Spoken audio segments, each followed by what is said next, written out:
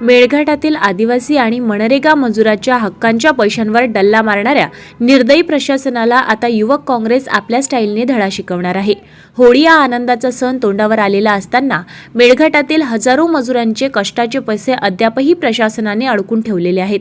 हातावर पोट असणाऱ्या या मजुरांच्या घरात सण कसा साजरा होणार याचा विचार करण्याऐवजी प्रशासन कुंभकर्णी झोपेत आहे। परंतु आता हा अन्याय सहन केला जाणार नाही।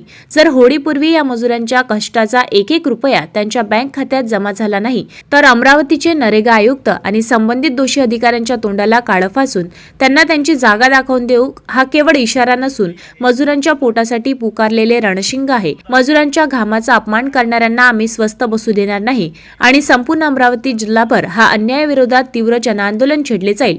मजुरांना त्यांचा न्याय मिळेपर्यंत आमचा लढा हा थांबणार नाही। हे सरकार किती निर्दयी आहे, क्रूर आहे याचं जिवंत उदाहरण आहे।